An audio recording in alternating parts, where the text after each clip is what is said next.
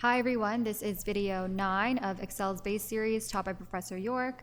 This is Afaf Berjawi. These videos are provided by myself and Dan, so we're going to start with Countifs, continuing on Dan's last video. So our first question is to count how many garments were sold, and we're going to use a countif to do that, but first we have to copy down our merchandise which you guys made in the legend. So it's just, go ahead and get that. So it's just the names, so control copy. And we're gonna head back over to Countifs. And what did I do? This is clearly not my computer, so I'm a Mac user. Which heads up for the naming ranges and correcting your formulas. On a Mac, you would head on over to, I believe it's under Insert, and it would be under Name. And then you would click Define Name to head over to that. So let's just go back over to the legend and recopy that.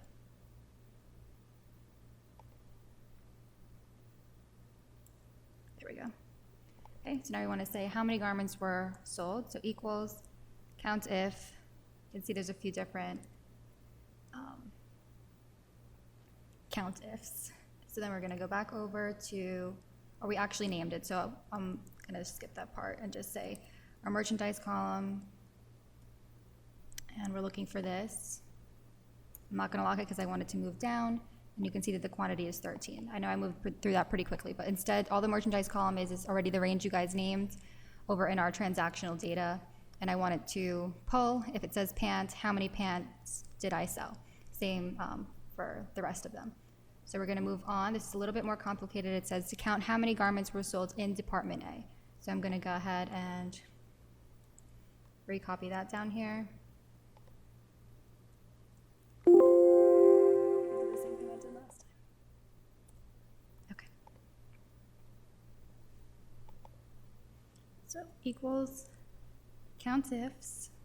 So we're going to use countifs because we have more than one criteria. And our first one is we're just going to go in order. So how many garments? So my criteria range is merchandise column, comma, I'm looking for this. Criteria range number 2 is my departments. So I think I just have it labeled department column. And I want department A. So I'm going to put in quotes, A, close quotes, and close it. And you can see I sold 3 pants in department A, 5 blouses, 1 tie, so on and so forth. So I hope that was clear.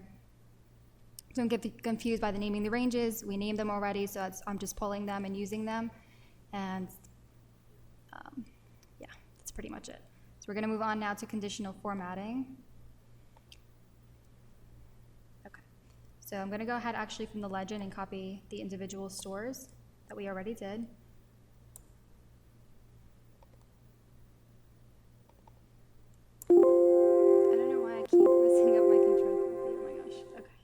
We're going to go back and recopy. Okay. So we're just going to do a simple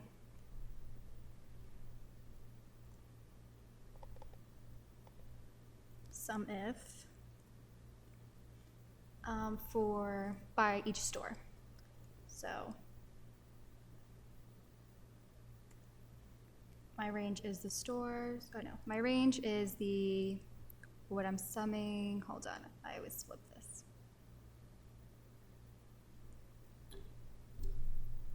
I'm gonna do the stores first. This is my criteria. I'm not gonna lock it because I want it to copy down, and what I'm actually summing is my prices.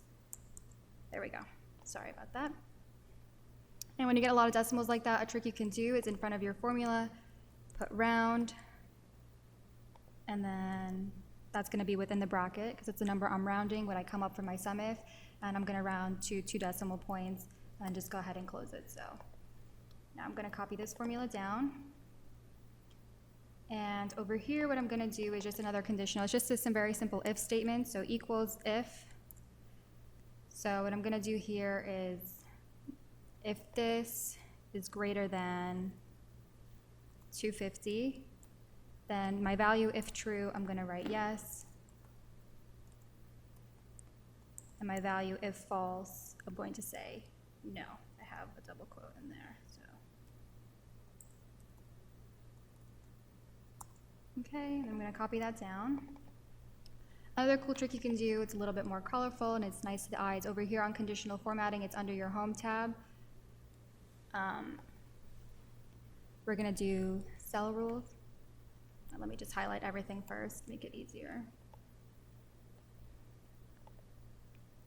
Cell rules greater than, and it'll just tell you I'm going to put 250, which is the same I used in my if statement. And if it's greater than 250, then I'm going to say that they fulfilled their sales goal, and I'm going to fill it with green text. And I'm going to go back over, and then same thing. I'm just going to pick less than. And if it was less than 250, the light red color is fine. And hit yes. So then you can see here, it's very clear and nice to see, and it just keeps everything organized. When you have lots of data, you can kind of skim over it and see.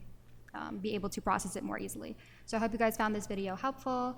This concludes video 9, and if you guys have any questions, feel free to send an email to either the Newark Rutgers email or base email or the New Brunswick one, and yeah, have a very nice day.